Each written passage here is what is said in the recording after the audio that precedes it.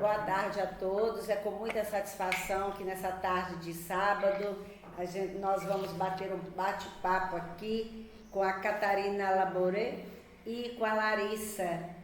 E dentro da 7ª programação da Festa Literária de Congonhas, o que a gente tem muita satisfação de receber vocês duas. Muito obrigada pelo pronto atendimento ao nosso convite e a disponibilidade, o trabalho desenvolvido por vocês. E esse ano o nosso tema é literatura em casa também é uma boa, né? E sobretudo em casa também, né? As pessoas buscam uma leitura, buscam algo para se comentar, para conversarem entre si. Mas para que as pessoas que estão participando conosco, nos ouvindo, eu vou dizer primeiro uma pequena biografia da Catarina Laboré. Formou em Letras pela Universidade Federal de São João, né? Em 2010, defendeu o mestrado em Teoria Literária na mesma instituição, que foi em 2014. Trabalha desde 2010 como professora de língua portuguesa no ensino fundamental. Tem vasta experiência no ensino médio e em cursinho de pré-vestibular, como professora de redação. É nossa funcionária na Rede Municipal de Educação de Congonhas, na Escola Senhor Odorico Martinho da Silva. Mais uma vez, muito obrigada, seja muito bem-vinda, tá bom? Bom, apresentando a Catarina, levanta a mão, Catarina, para o pessoal saber que é você. Obrigada. Bom, Larissa Maria da Silva Afonso, Sim. Mestre em Educação no programa Processos Educativos e Práticas Escolares da Universidade Federal de São João del Rei, é graduada em Pedagogia pela mesma instituição, no mestrado com a dissertação intitulada O Menino é Cego, depois eleguei e dá tudo certo no final. A pedagogia cultural do filme Hoje Eu Quero Voltar Sozinho, né? Essa é o seu enfoque no seu mestrado. Investigou como a pedagogia cultural atua através do cinema, estabelecendo relações com conceitos de gênero, de sexualidade e identidade. O que nós estamos muito precisando agora, fazer uma análise nesse aspecto também.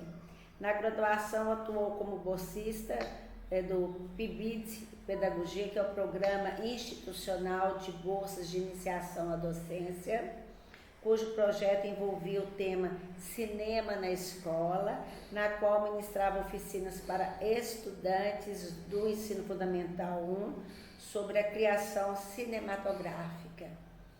Atualmente é professora efetiva da Rede Municipal de Ensino de Congonhas, onde leciona o segmento da educação infantil.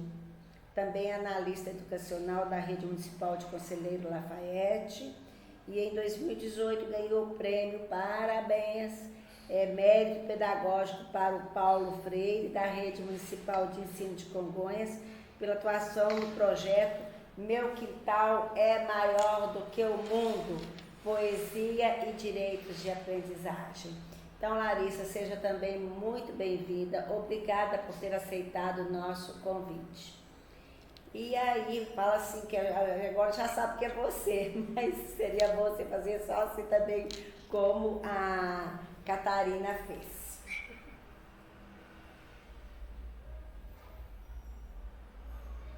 Paralisou a tela com a Larissa, vou ver o que está acontecendo. Bom, você está me ouvindo, Larissa? Ela não está me ouvindo, não. Ela não está ouvindo, realmente a tela parou. Mas a Catarina Laboré está me ouvindo bem, não está, Catarina? Também, ela respondeu. Ela respondeu porque eu não Talvez, estou ouvindo aqui. Talvez seja. Pode ser então. Então vamos lá. O tema desse bate-papo nosso hoje, que é muito interessante, é a importância da leitura literária na formação.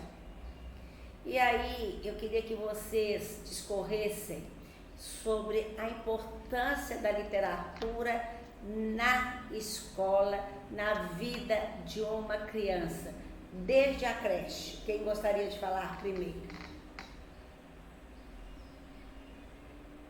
Pode falar então, Catarina.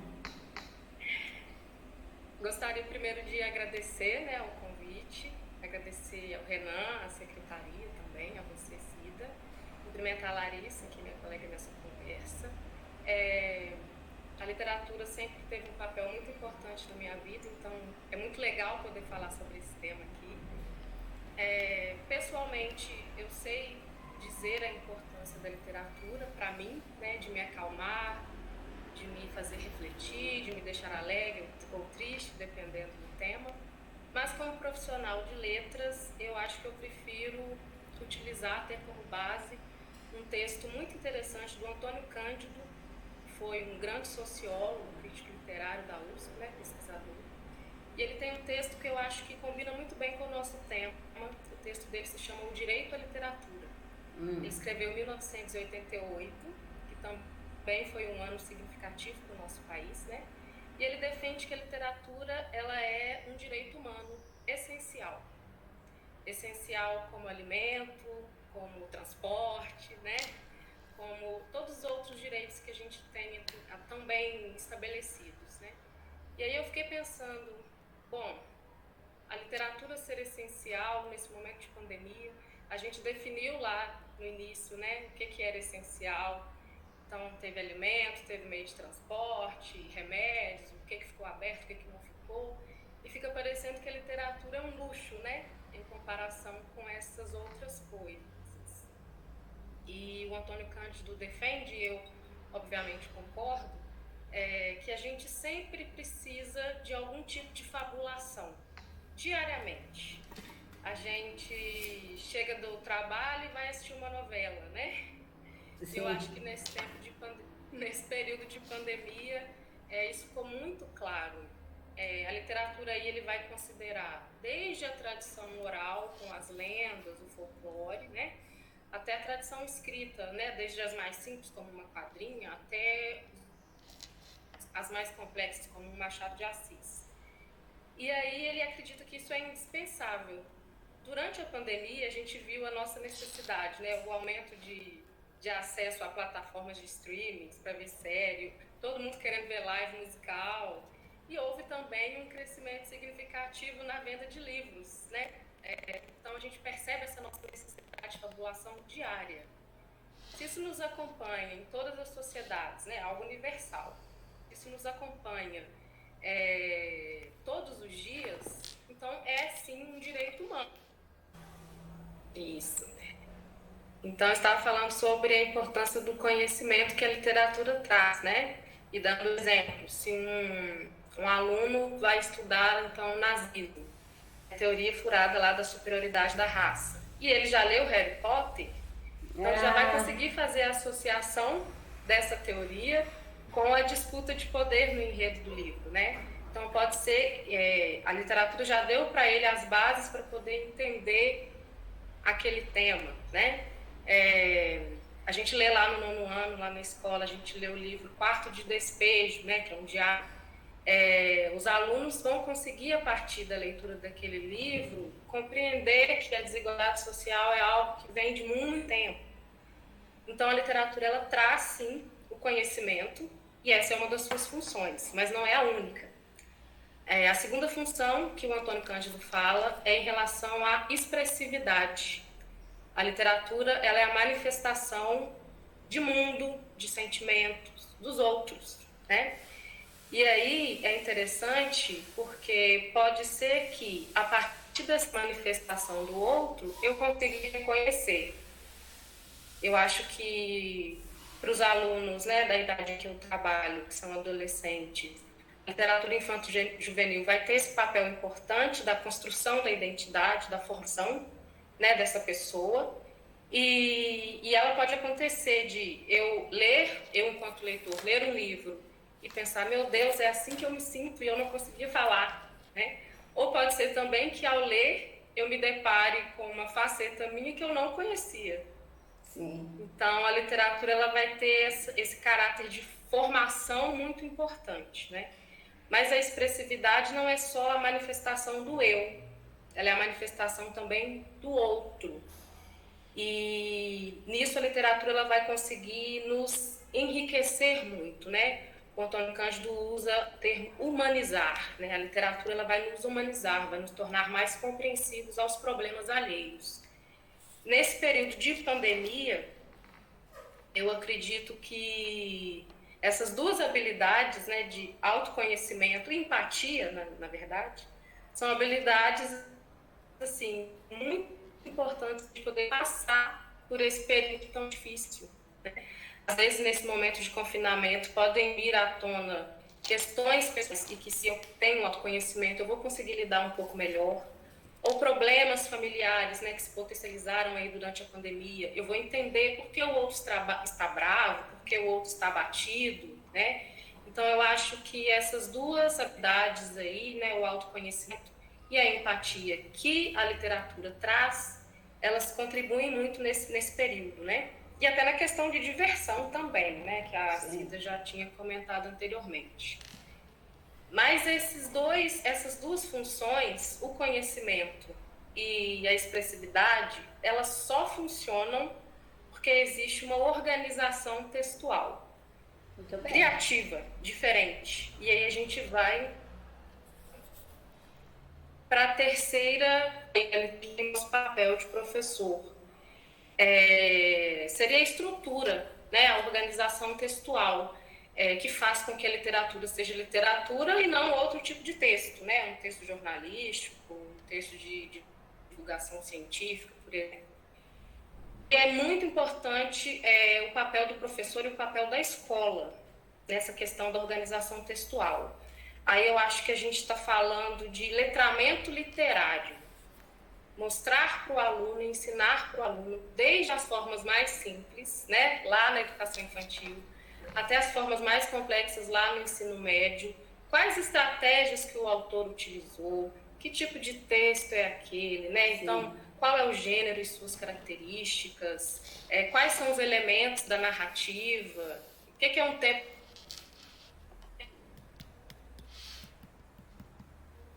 cronológico, um tempo psicológico, discurso, tudo importante para a gente aprender. Na verdade, é para a gente poder fruir bem uma obra de arte, né? Aplicar aquela obra de arte um valor artístico. E a escola, isso é o papel da escola, esse letramento literário. E aí a gente vai cair em algumas questões em relação a esse letramento literário, que é a função da literatura, né, do ensino de literatura na pandemia. O primeiro é que, não sei se a Cida vai me desmentir, não secretária, mas eu acredito que num primeiro momento, o ensino remoto, ele serviria para conectar o aluno ao professor, né, ao ambiente escolar. E eu acho que a literatura cumpre muito bem essa função. Quando um professor realiza um projeto, quando um professor envia um vídeo que ele fez, lendo um texto literário, ou apresentando um texto literário de uma forma dinâmica, ou associando um texto literário a alguma outra coisa, uma série, um filme, de certa forma o seu aluno está te vendo, né? Ele está, mesmo que virtualmente, tendo contato com você. Então, esse seria um primeiro aspecto, né?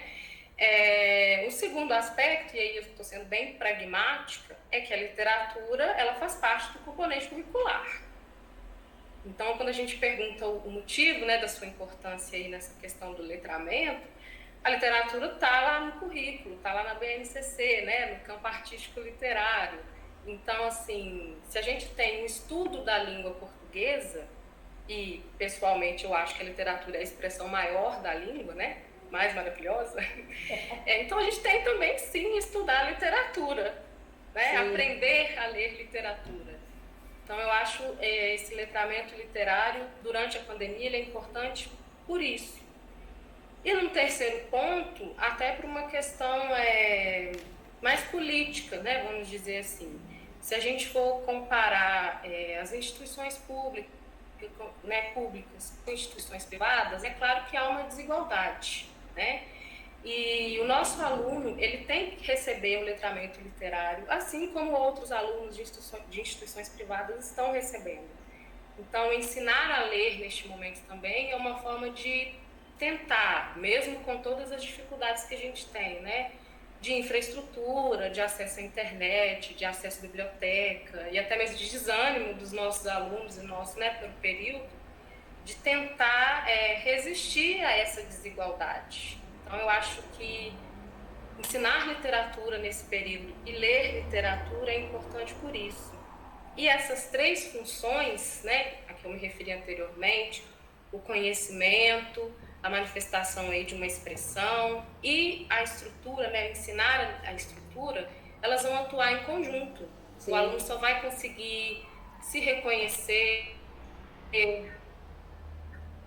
se tornar mais humano, conhecer coisas novas, se ele tiver o conhecimento dessa organização textual que a escola dá. É claro que eu não estou falando que um aluno, que uma pessoa sozinha não pode também se letrar, né? Ter o letramento literário. Pode, sim. Mas eu acho que a escola é responsável, né? Então, essas três coisas atuando em conjunto, elas vão explicar para a gente o porquê da literatura nesse período especificamente, né? Para nos tornar mais humanos, mas também ter a desigualdade, né? Não sei se dá tempo. Dá. Eu empolgo na falação. Mas eu separei um poema. Então vamos deixar o poeminha mais para o final. Pode falar, se você não se objetar, objetar a minha fala, aliás, eu gostaria de deixar para o finalzinho, porque você falou algumas questões muito importantes, que é a questão relacionada ao estímulo, de certa forma, você não usou essa palavra, mas de recursos que nós temos que dar ao aluno de uma rede pública. E aí o que a gente percebe é que de 2013 para cá, nós tivemos leituras intensificadas nas escolas, porque a aquisição de livros só em si, ela não faz com que o livro chegue até o aluno, né? Então, por mais que você compre milhões em livros, vários títulos, como aconteceu, se não houver o processo de integração entre todos os docentes, a questão se perde, porque a literatura hoje ela está embutida na língua portuguesa, tem que ter 5 disciplinas, divide um dia para literatura, e eu me lembro muito do meu professor de matemática, que ele, para fazer os enunciados de uma questão, eu falo no meu tempo de estudante, né, gente? Isso já faz muito tempo. Estudante a gente estuda toda a vida, mas estou falando de estudante sistematizado, de quinta série, naquela época era quinta série, aí eu estou falando da década de 70, né? Então o que acontece? Ele fazia enunciados que a gente falava assim com ele, para que esse enunciado só queria essa questão aqui? Para ver como que você está interpretando uma leitura matemática. Então os professores à época corrigiam até os erros de língua portuguesa que às vezes a gente tinha. Não estou dizendo que isso está certo ou esteja errado, não é isso. Mas a literatura, voltando ao que eu tinha dito no início, não adianta aquisições, não adianta biblioteca em cada escola como agora tem, se não tem aquela absorção daquele espaço como um espaço de construção de ideias, de construção de diversidades de informações, né? De bate-papo cultural, não adianta. Uma vez eu li que a leitura estimula a criatividade e a imaginação e pode auxiliar também na construção de diversos conhecimentos. Olha aí, diversos conhecimentos. esses diversos conhecimentos dentro da escola, é essa integração que a gente fala entre os docentes, entre os grupos de alunos também, de troca de experiências. E você, Catarina, mostrou isso aí muito bem, né? A questão dos 3 aspectos citados aí. Eu acho que nós precisamos ter sempre uma indagação. O que eu pretendo com a literatura? Como trabalhar a literatura? E aí o professor de literatura sozinho, ou de língua portuguesa hoje, que trabalha com a literatura, se ele não tiver esse entrosamento e os demais com a importância da leitura, na ciência o aluno vai se perder numa leitura, na geografia, na história. Então eu acho que a leitura, ela realmente abre horizontes. E você também lembrou aí que no período de pandemia é muito interessante. Nós te recebemos algumas informações por WhatsApp e por depoimentos presenciais dos pais, que a contação de história e a leitura de alguma obra começou a fazer parte do cotidiano de algumas famílias. Claro que a gente queria de um bom número de famílias, mas é devagarinho que nós vamos construindo tudo isso. Né? Aluno procurando auxiliar de biblioteca porque ela estava sem livro e ela queria o livro. Né? Então, isso foi muito importante para todos nós. Então, acho que você explanou muito bem dentro do que é provocar o leitor, do que é estimular, né, dessas importâncias todas. E eu queria saber de você se a literatura tem limites e quais são esses limites. Aí você já disse um pouquinho aí que as diferenças socioeconômicas, a de acesso. Então, a literatura, às vezes, o limite dela está nesse acesso. Mas a gente percebe que dentro de uma escola pública, às vezes, nós temos uma gama de obras que é grande, porém o limite dela se dá na ação de não divulgar, na ação de não fazer trabalhos coletivos, na esperança de ouvir o outro falar, que aí você fala do conhecimento, do conhecer a si, conhecer o outro, conhecer o mundo através da leitura. E aí eu queria saber realmente que você me fale como provocar esse leitor. Como que eu devo provocar esse leitor? Você como professora, como você provoca esse novo leitor?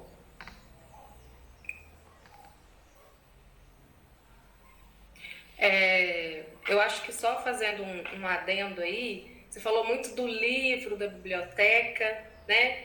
E nesse período de pandemia a gente teve sim essa dificuldade de acesso, mas a gente pode pensar no texto literário, sim, que você falou não também. só no livro literário inteiro.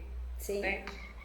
Bem lembrado. A gente, a professora trabalha com poemas, ou trabalha com contos, ou trabalha com crônicas, né? Textos mais curtos, e eu acho que também dá para a gente pensar nessas 3 funções da literatura com textos menores, né?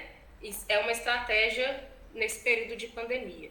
O que eu tento fazer, né, além de tentar demonstrar a minha empolgação com a leitura, é partir também um pouco do que o aluno conhece, porque a gente sempre reclama muito, eles não gostam de ler, tem os alunos que não querem e tal.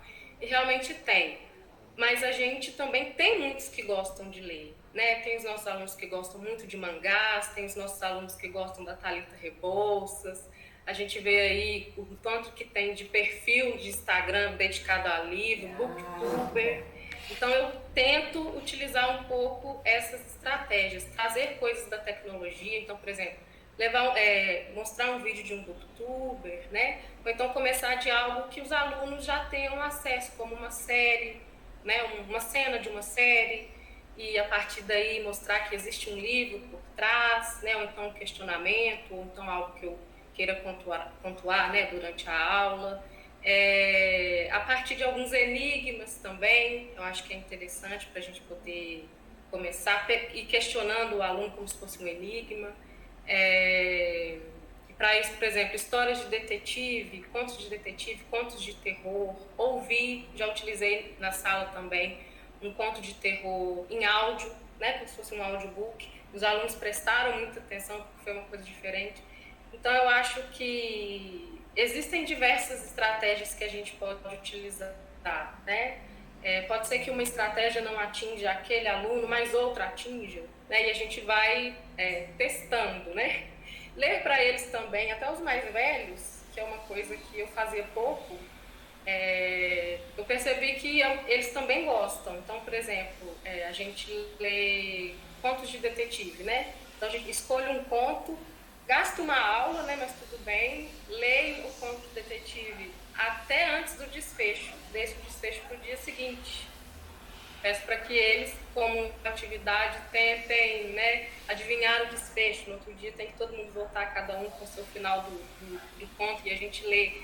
Então, assim, são diferentes estratégias que cada professor vai tentando utilizar para ir estimulando, assim, a leitura, né?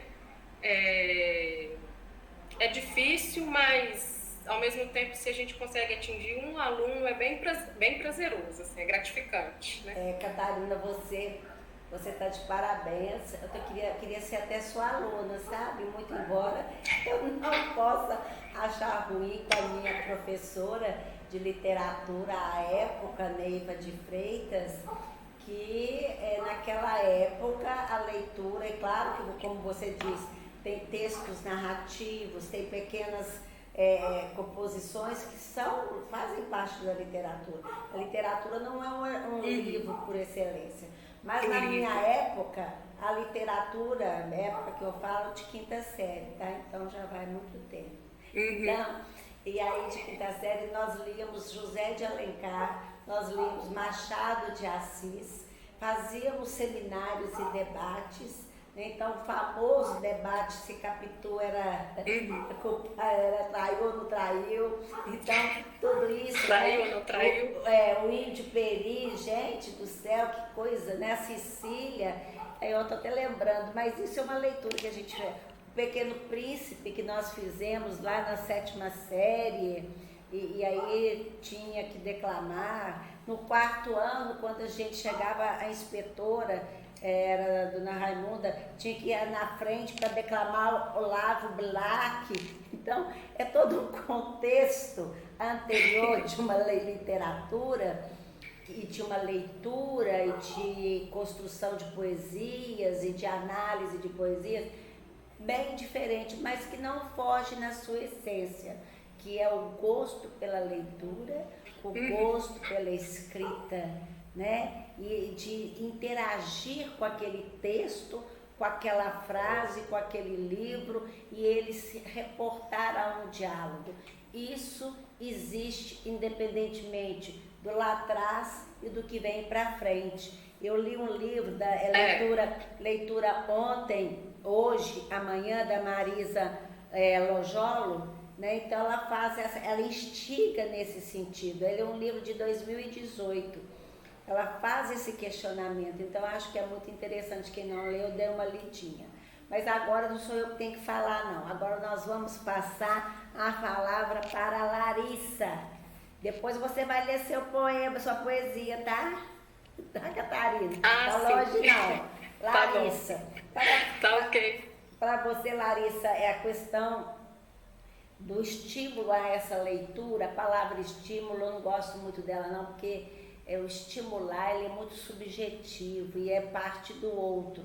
Mas como trabalhar a leitura, como a própria Catarina falou, às vezes um horário só acaba fazendo pouca coisa, mas a importância não é da pouca coisa, mas é o que se fez e que se instiga no aluno de fazer alguma coisa. Como que você vê isso aí? Qual que é o seu sucesso, ou como professora, ou o seu fracasso, ou a sua angústia, ou a sua satisfação?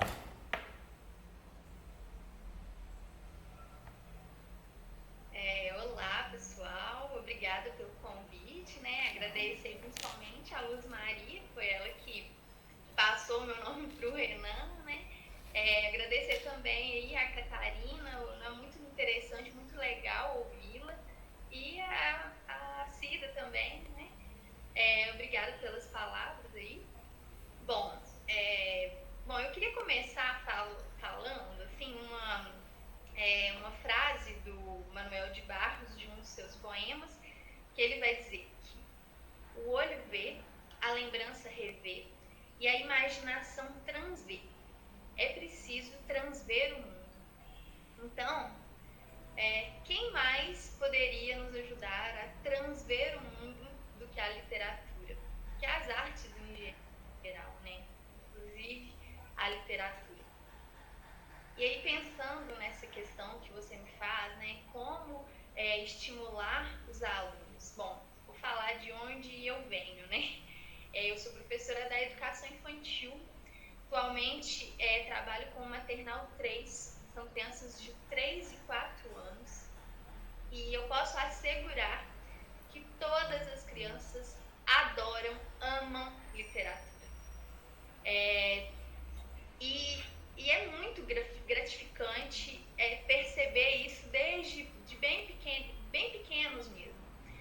Inclusive, assim, nesses dias eu recebi um vídeo da minha comadre me enviando um vídeo do meu afilhado. Ele tem 7 meses, ele e o irmãozinho dele são gêmeos, tem 7 meses. E ela me mostrando, ela contando historinhas para eles têm 7 meses. E a empolgação deles ouvindo aquilo. E na hora que terminou o livro, os dois ficam assim, querendo mais, né? Um deles até começa a chorar. Então, pra gente ver que esse gosto pela literatura, a gente já nasce com ele. Eu venho da pesquisa com cinema, né?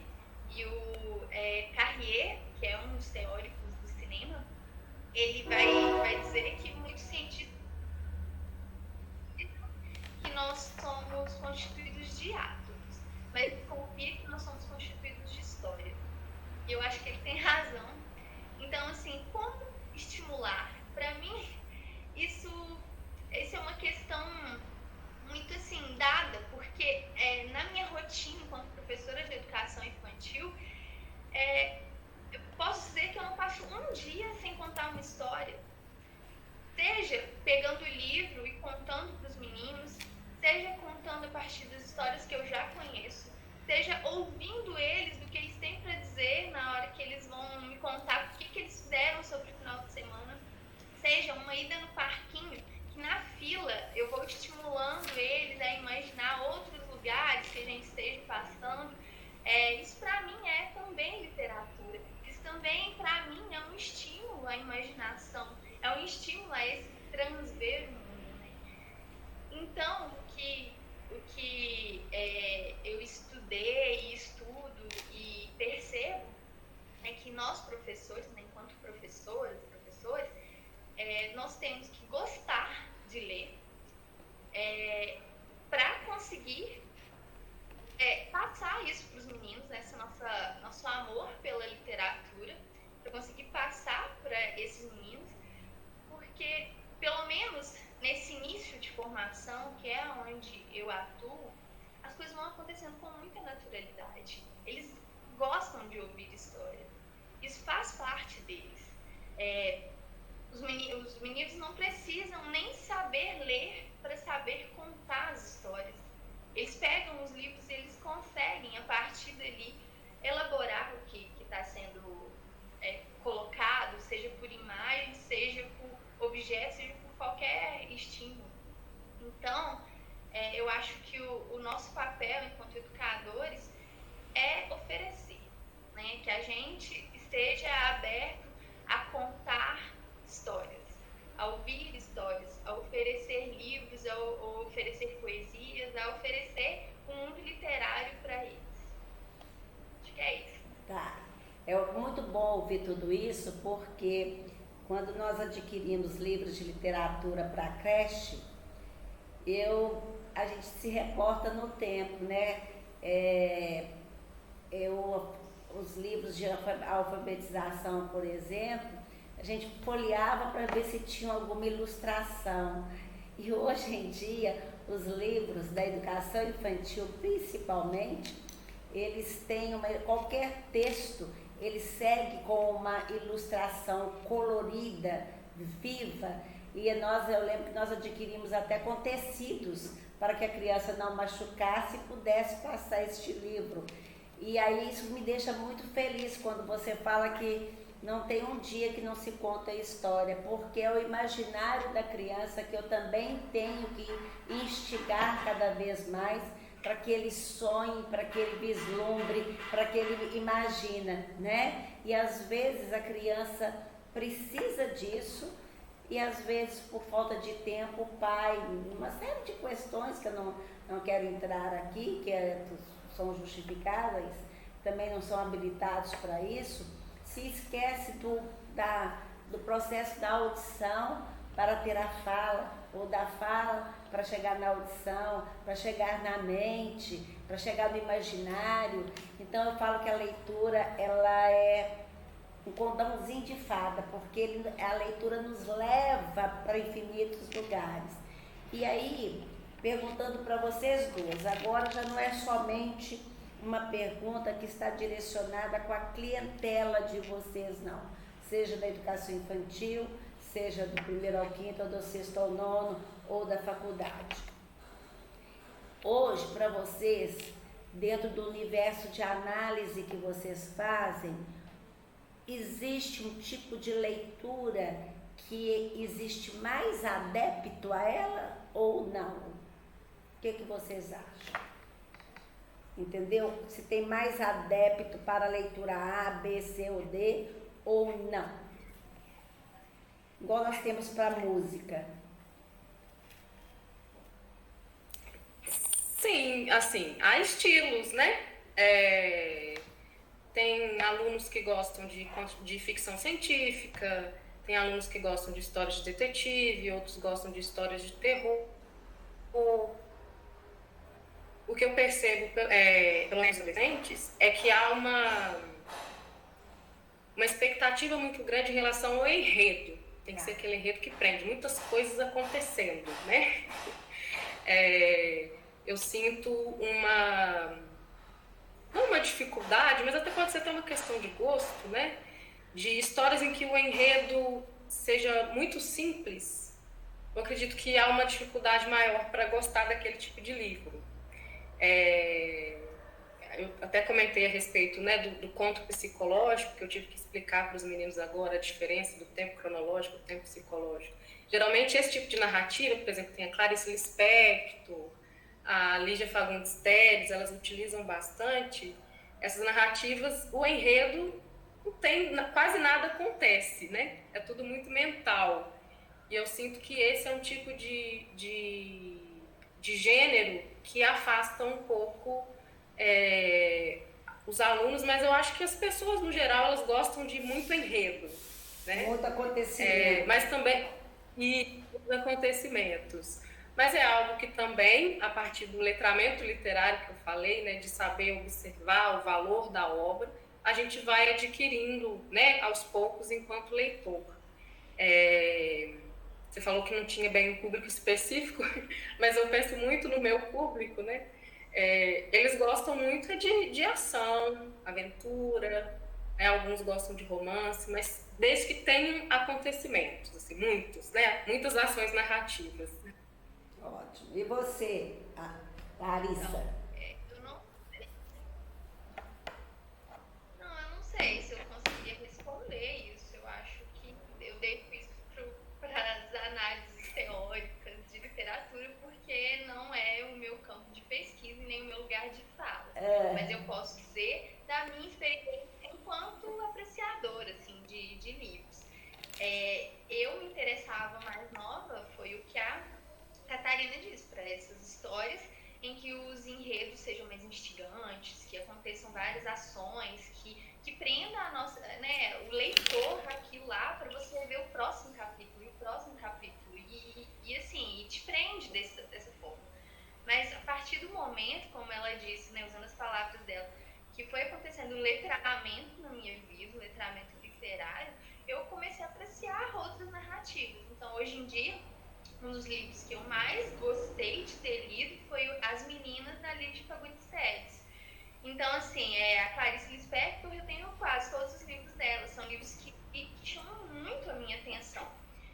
Um dos assim, que me encanta também. Eu acho que é o livro mais interessante que eu já li na minha vida até hoje, que foi O Grande Sertão Veredas. Então, são livros que até alguns anos atrás eu não daria conta de ler, realmente. E isso foi uma construção na minha vida, né? Então, eu não sei se a gente pode até delimitar isso, né? Qual o tipo de livro que cada, né, que as pessoas geralmente gostam mais. Eu acho que depende da sua história, né? Do seu contato com os livros. E assim, pode ser que uma pessoa que tenha tido um letramento literário muito mais intenso do que o que eu tive, não aprecia as mesmas obras que eu aprecio, tá tudo bem. Então eu acho que não tem como, né, a gente dizer sobre isso. Eu achei interessante o que você falou nessa construção do gosto, e eu acho que tem muito a ver com o que o Antônio Cândido afirma, né? Ele está falando ali de você propiciar para as pessoas, independente da classe, todos os tipos de leitura. Por isso que ele considera quadrinhas, folclores, leituras importantes também, né?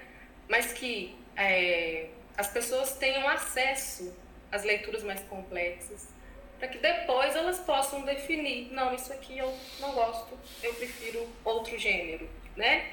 Mas que eu acho que a escola é importante nessa questão de você pode ler o que você quiser, né? Aprender com o tempo, mas você tem sim a capacidade de fazer qualquer tipo de leitura, né?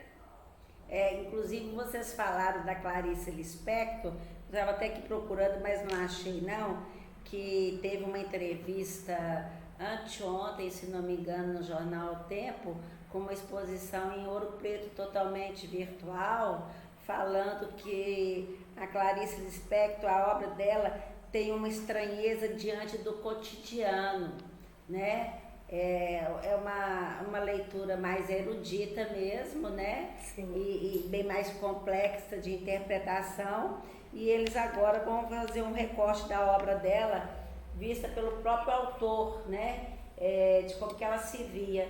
Em Ouro Preto, não tenho muita certeza que não é essa semana. E interessante que nós temos diversos autores de autoajuda, que houve um período aí que, né, eu já estou falando da literatura tradicional, de autoajuda, de ficção, de romances, incrível como o romance também ainda continua, né? Como você viu, os policiais, eu era da época da Agatha Christie, né? Que era uma investigação muito, muito bacana, né? Então a gente leu quase que toda a obra dela. E agora confesso para vocês que ultimamente eu não estou lendo muito não, o que eu estou lendo ultimamente é resolução, decreto, determinações do Conselho Nacional de Educação, retomada das aulas, código de condutas, tudo isso eu tenho lido ultimamente, mas como você mesmo disse, Catarina, isso também é uma forma de literatura, né? E aí eu gostaria agora então de agradecer a vocês. Toda leitura é válida. Toda é válida, toda é enriquecedora, né? Até mesmo para você caminhar, né? E deixar a poesia que você gostaria muito de ler para a gente encerrar. E não sei se a Larissa também vai querer fazer alguma coisa nesse sentido. Pode falar. Vou fazer uma... Catarina, então, encerrar. Obrigada de novo pelo convite, foi muito legal conversar com vocês. Eu amei conversar com vocês, agradeço muito o trabalho. Só um minutinho, o trabalho que vocês vêm fazendo. Eu sempre digo, você que participou, Larissa, do mérito pedagógico, em todo mérito pedagógico que nós temos, Paulo Freire, eu falo que nós, aqueles que estavam lá, foram os escolhidos, mas temos muitos colegas professores que no anonimato, no cotidiano da escola, na sala de aula, ele com o aluno nele, ele se transforma no mágico e faz tantas coisas belas. Então a vocês o meu reconhecimento, o meu agradecimento, sobretudo neste período de pandemia que nós tivemos que fazer, não é reinventar não, tudo diferente do que jamais pensaríamos que pudéssemos fazer. E o nosso aluno, captando isso também de alguma forma, com todas as suas dificuldades e também facilidades por parte de alguns, todos eles se enfronhando nesse sentido do novo fazer de aprendizagem. Então, a vocês, o meu agradecimento, os meus cumprimentos e o reconhecimento pelo trabalho de vocês, tá bom? Agora com vocês, a poesia. Eu não sei de quem você vai apresentar aí para nós, Catarina. Bom, agradeço também o convite, né? Agradeço aí a Larissa, a Cida, agradeço também ao Paulo Henrique, né? Que foi quem me indicou aqui para esse bate-papo. Vou ler o poema da Cristiane Sobral, que é uma poeta carioca contemporânea. Se chama Poema de Narciso. Se você acha que literatura é perfumaria, olhe para o espelho do banheiro e leia minha poesia. Engula a força da letra como pão de cada dia. Haverá cura. Não será um exercício fútil. Verás que trago um poema útil. Munição para os tempos de violência. Cachecol para os dias frios. Palavras pretas luzeiro. Poema farol. É isso. Eu acho que sintetiza bem o que a gente conversou, né? A literatura não é perfumaria, não é luxo. É munição para os contextos, né, de adversidade. Ela é cachecol, nos acolhe, nos acalenta e ela nos ilumina.